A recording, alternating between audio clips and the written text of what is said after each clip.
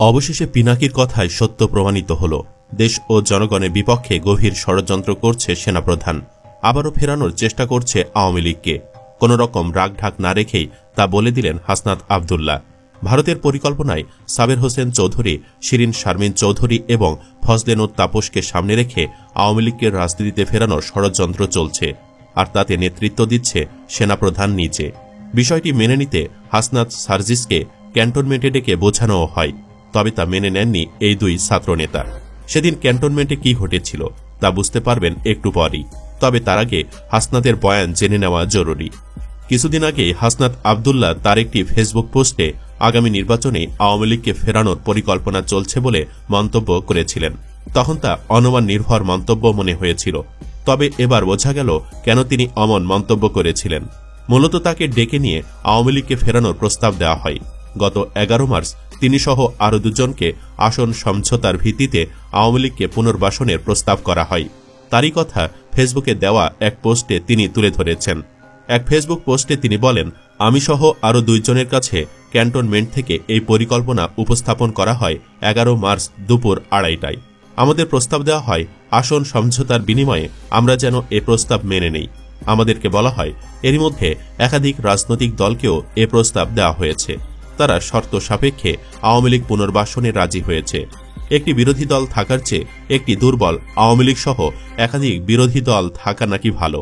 ফলশ্রুতিতে আপনারা দেখবেন গত 2 দিন গণমাধ্যমে আওয়ামী লীগের পক্ষে একাধিক রাজনীতিবিদ বয়ান দেওয়া শুরু করেছেন। তিনি বলেন, আমাদের আরও বলা হয় রিফাইন্ড আওয়ামী লীগ যাদের দিয়ে করা হবে তারা এপ্রিল মে থেকে শেখ পরিবারের অপরাধ স্বীকার করবে, হাসিনাকে অস্বীকার করবে এবং তারা বঙ্গবন্ধুর আওয়ামী লীগ করবে এমন প্রতিশ্রুতি নিয়ে জনগণের সামনে হাজির হবে।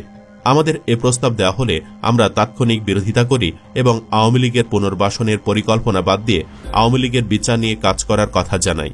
উত্তরে আমাদের বলা হয় আওয়ামী লীগকে ফিরতে কোনো ধরনের বাধা দিলে দেশে যে সংকট সৃষ্টি হবে তার দায়ভার আমাদের নিতে হবে এবং Awami League must come back. Hasnat তার পোস্টে লিখেন, আলোচনার এক পর্যায়ে বলি, যে দল এখনো ক্ষমা চায়নি, অপরাধ স্বীকার করেনি, সে দলকে আপনারা কিভাবে ক্ষমা করে দেবেন? অপর পক্ষ থেকে রেগে গিয়ে উত্তর আসে, you people know nothing, you lack wisdom and experience, we are in this service for at least 40 years. তোমরা কিছুই জানো না, তোমাদের প্রজ্ঞা আর অভিজ্ঞতার অভাব আছে। আমরা এখানে 40 বছর ধরে আছি, তোমার বয়সে থেকে বেশি। তাছাড়া আওয়ামী লীগ ছাড়া অন্তর্ভুক্তিমূলক নির্বাচন হবে না। তিনি আরও লিখেন, এর উত্তরে বলি, আওয়ামী লীগের সঙ্গে কোনো ইনক্লুসিভিটি হতে পারে না। আওয়ামী লীগকে ফেরাতে হলে আমাদের লাশের ওপর দিয়ে ফেরাতে হবে। আওয়ামী লীগ ফেরানোর চেষ্টা হলে যে সংকট তৈরি হবে তার দায়ভার আপনাদের নিতে হবে। পরে মিটিং অসমাপ্ত রেখেই আমাদের চলে আসতে হয়। হাসনাত লিখেন, জুলাই আন্দোলনের সময়ও আমাদের দিয়ে অনেক কিছু করানোর চেষ্টা করা হয়েছে। কখনো এজেন্সি, কখনো বা ক্যান্টনমেন্ট থেকে নানা ধরনের প্রেসক্রিপশন গ্রহণ করতে চাপ দেওয়া হয়েছে। আমরা ওসব চাপে নতি স্বীকার না করে আপনাদের তথা জনগণের ওপর আস্থা রেখেছি। আপনাদের সঙ্গে নিয়ে হাসিনা চূড়ান্ত পতন ঘটিয়েছি। আজকেও ক্যান্টনমেন্টের চাপকে অস্বীকার করে আমি আবারও আপনাদের ওপরে ভরসা রাখতে চাই। এ পোস্ট দেওয়ার পর আমার কি হবে আমি জানি না। নানামুখী প্রেসারে আমাকে হয়তো পড়তে হবে, হয়তো বিপদেও পড়তে হতে পারে, কিন্তু আওয়ামী লীগ নিষিদ্ধের প্রশ্নে কোনো ধরনের আপোষ করার সুযোগ নেই। তিনি লিখেন, জুলাই দিনগুলোতে জনগণের স্রোতে ক্যান্টনমেন্ট আর এজেন্সির সব প্রেসক্রিপশন আমরা উড়িয়ে দিয়েছিলাম। আজ আবারও যদি আপনাদের সমর্থন পাই, রাজপথে আপনাদের পাশে পাই, তবে আবারও এই আওয়ামী লীগ পুনর্বাসনের ভারতীয় ষড়যন্ত্র আমরা উড়িয়ে দিতে পারব। আসুন সব যদি কিন্তু পাশে রেখে আওয়ামী লীগের বিরুদ্ধে আমরা ঐক্যবদ্ধ হই। আওয়ামী লীগ রাজনীতি করতে পারলে জুলাই ব্যর্থ হয়ে যাবে। আমাদের শরীরে এক বিন্দু রক্ত থাকা পর্যন্ত আমাদের শহীদদের রক্ত আমরা বৃথা হতে দেব না। 5 আগস্টের পরের বাংলাদেশে আওয়ামী লীগের কামব্যাকের আর কোনো সুযোগ নেই, বরং আওয়ামী লীগকে অবশ্যই নিষিদ্ধ হতেই হবে। হাসনাতের এই কথাগুলো সত্য বলে মেনে নিচ্ছে দেশবাসী। কেবল তাই নয়, সেই সাথে একজন সত্যের গ্যারান্টিও দিয়েছে। নাম প্রকাশে একজন নেটিজেন জানিয়েছেন, এ ঘটনা দৃঢ়ভাবে বিশ্বাস করি, কারণ আমি 1 মাস আগে থেকে জানি। একজন সেনা কর্মকর্তার কাছ থেকে শুনেছি, লিখতে চায়নি কারণ ওনাকে বিপদে ফেলতে চায় না।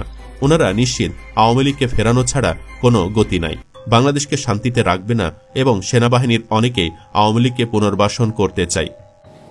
বঙ্গবন্ধুর প্রতি কৃতজ্ঞতা, উনি আমাদের একটা স্বাধীন সার্বভৌম দেশ দিয়েছেন। তাদের ধারণা তরুণ পোলাপাইন এখনো কিছু বুঝে না। এদিকে ক্যান্টনমেন্টের সেদিনের ঘটনা নিয়ে পিনাকি দাদা ফেসবুকে লিখেছেন, ক্যান্টনমেন্টের মিটিংয়ে সার্জিস আর হাসনাতকে যখন ওয়াকার আওয়ামী লীগকে ফিরিয়ে আনার প্রস্তাব দিল, তখন ওরা একদম ক্লিয়ার বলে দেয়, আপনি এটা করলে 5 তারিখের উল্টো ইমেজ তৈরি হবে আপনার, সারা দেশে ভিলেন হয়ে যাবেন। ওয়াকার সঙ্গে সঙ্গে উত্তর দেয়, আই কেয়ার নাথিং, কে কি বলল আমার যায় আসে না। অথচ বড় বড় তালেবররা কয়েক মাস ধরে ওয়াকার আর কচু ক্ষেতের দালালি করে যাচ্ছে। আমি শুরু থেকেই এটা নিয়ে লড়ে যাচ্ছি। তিনি বলেন, হাসনাত আর সার্জিসের 11 তারিখের মিটিংয়ের কথা আমি আগে জানতাম না, আজই জানলাম। কিন্তু কিছু একটা যে হচ্ছিল সেটার ইঙ্গিত আপনারা আমার ভিডিও আর পোস্টে আগে দেখেছেন। ওয়াকার এখন পুরোপুরি আওয়ামী পুনর্গঠন প্রক্রিয়ায় ঢুকে গেছে, নিজে সব লিড দিচ্ছে। ছাত্রদের বিরুদ্ধে চরিত্র হনন আর দুর্নীতির নিউজগুলো কোত্থেকে আসছে সেটাও একদম পরিষ্কার হয়ে গেছে। পিনাকি বলেন, ওয়াকারকে শুধু একটাই কথা বলবো, নাটক কম করো পিও। মাসুদ যেমন ভালো হয়নি, তুমিও ভালো হবে না। তালেবরগিরি কিভাবে জয় বাংলা করতে হয় সেটা 32 নম্বরে দেখিয়ে দিয়েছি। শিরিন শারমিন আর প্রীতি মারাও, তাই না? সাহস ভালো, কিন্তু অতিরিক্ত সাহস ভালো না। খালেদ মোশাররফও সাহস দেখাইছিল, আওয়ামী লীগ আর ফিরবে না, ফিরতে দেওয়া হবে না, ফুল স্টপ বলে হুমকি দেন পিনাকি। বিপরীতে কেউ কেউ আবার এবারের খেলায় হাসনাতদের জয় নিয়ে সন্দিহান। লেখক, সমালোচক ও অনলাইন অ্যাক্টিভিস্ট সাদিকুর রহমান খান এ বিষয়ে লিখেছেন, এই গেমে হাসনাত ভাই হায়রা যাবেন আমি জানি। কাল থেকে হাওয়া থেকে আসমান থেকে দুর্নীতি বা নারী কেলেঙ্কারি নিউজ আসতে থাকবে। ফরম্যাট এক থাকবে, নিউজ এক থাকবে, খালি মিডিয়া আলাদা। বাট ফ্যাক্ট কি জানেন? যে মিটিং থেকে উঠে আসছে ওইটা অ্যাকসেপ্ট করলেই 5000 কোটির ফান্ড পাইয়া যাইত। বোকা মানুষ, টাকাও ছাড়ে আসছে, এখন আবার ওই দুর্নীতি নিউজে ফাঁসবে।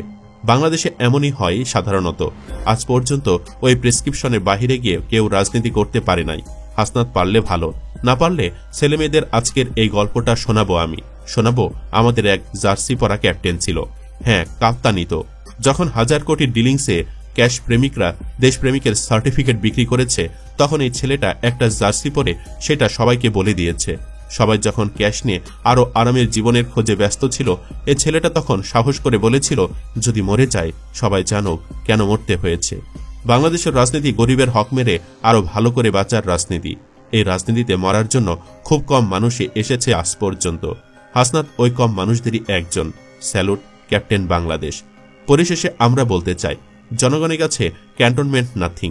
তারা যদি কিছু করতে পারত তাহলে 5 আগস্টে পারত। তারা পারেনি, কারণ জনগণ হলো পাওয়ার।